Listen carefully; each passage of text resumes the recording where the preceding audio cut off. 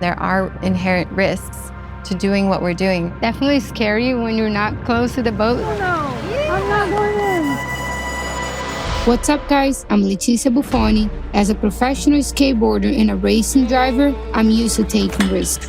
In this new podcast and video series, I'm meeting people from around the world who shares the same mindset. I'm going to find out what drives them and look deeper into the relationship between performance and pressure. This is the Team Ignition Show.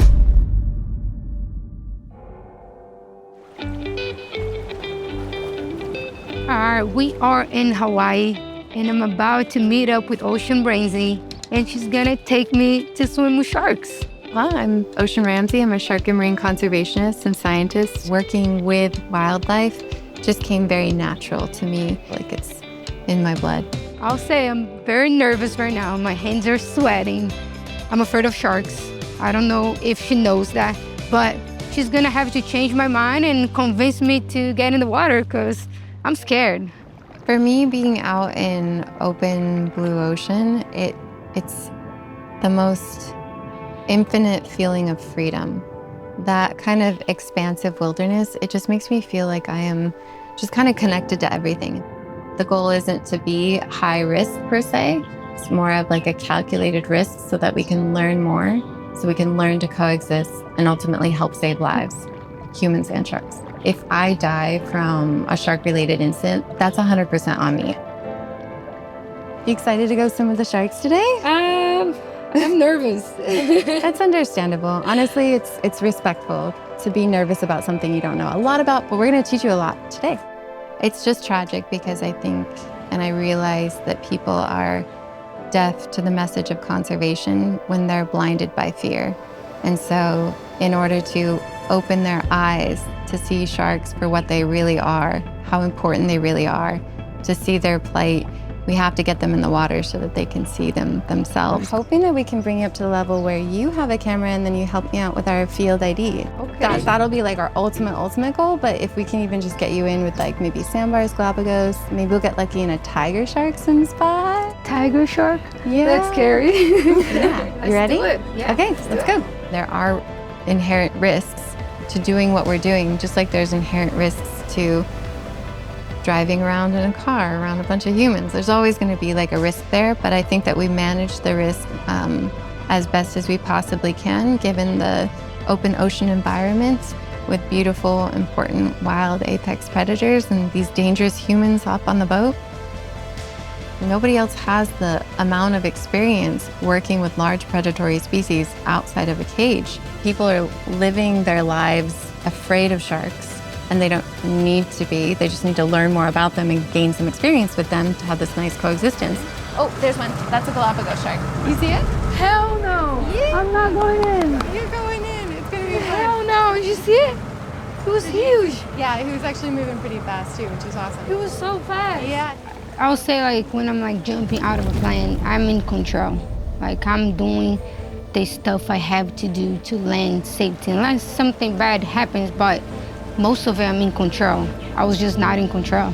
You think more clearly when you're calm. And so the breathing that I use for freediving helps me with the sharks. Okay, 3 Galapagos shark down deep. This is a perfect intro.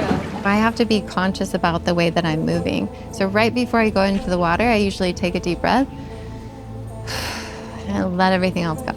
And just be present fully in the moment and hyper aware of the way that I'm moving in a calm, confident, aware way. Perfect. Snorkel in your mouth, and then you'll just grab on. So I started right next to the boat, holding the rope, and I think that's why I was like not able to relax, because I was so close to the boat, and it was moving a lot, and I was like hitting the boat, hitting the steps, and then when I kind of like went away from the boat, that's when I was like able to like relax and breathe and like do the stuff she told me to do.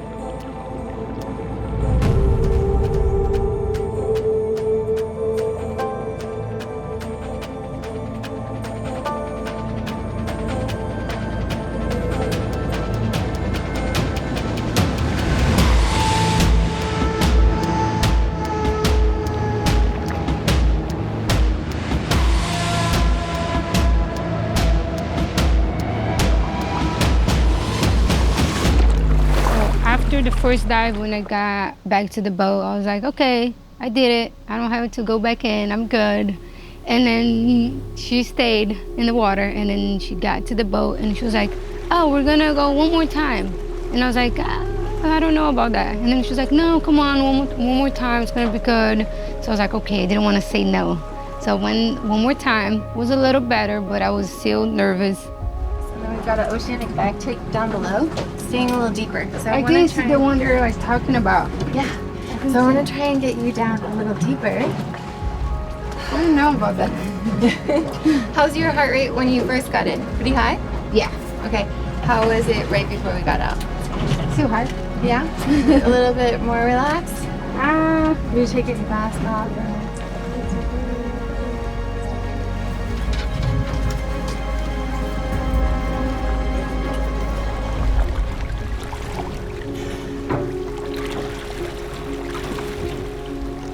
When I got to dive down, it was a really cool feeling. You know, it was beautiful, and it was stuff that I don't see it all the time. You know, I see on TV, but I don't get to see sharks in front of me.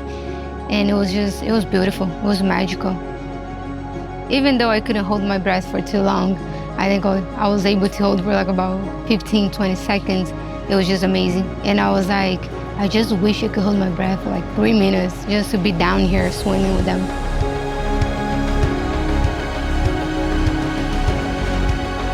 I didn't get that deep, I think. I had a really hard time just getting down there. She was even like pushing me like towards the shark, and I was like, oh my God. So I thought her approach, she listened in, she absorbed the information, she's a fast learner, and then she took it level by level by level.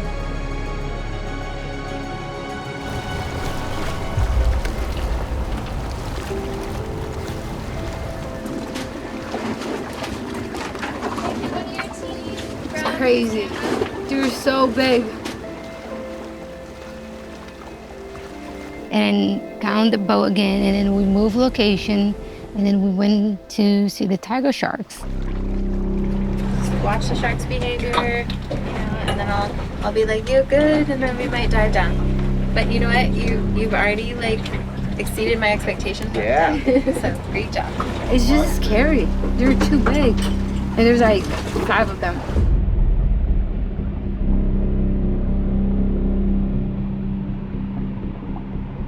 She was like, no, I promise it's gonna be fine, just come. I didn't get comfortable until the last time I got in the water. That's when I really like got to relax, and I moved away from the boat. So I wasn't hitting the boat anymore, and I was able to like breathe and relax. And I started diving with the sharks. And I'll say it was the best time. It was so fun. And it got to a point that I was like, I could be here all day. They're chill, like they're not coming at us, they're not, being sketchy or anything like that. And she was next to me the whole time, so.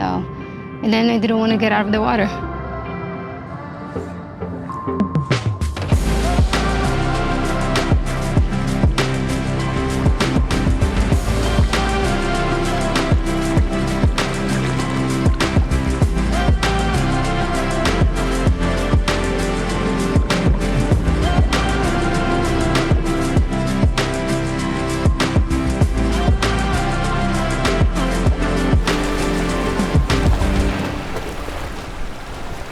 I think ocean missions to save sharks, and not only sharks, but save humans too, it's amazing. I really wish more people would be able to talk about sharks and change our minds. I had to come all the way here to Hawaii and meet her to change my mind about sharks. Oh, now that I've done it and I'm alive, I definitely feel more chill. I'm so glad I did it. I'll be down to do it again with her. Next time on the Team Ignition Show. It's not that I'm trying to portray sharks as puppies.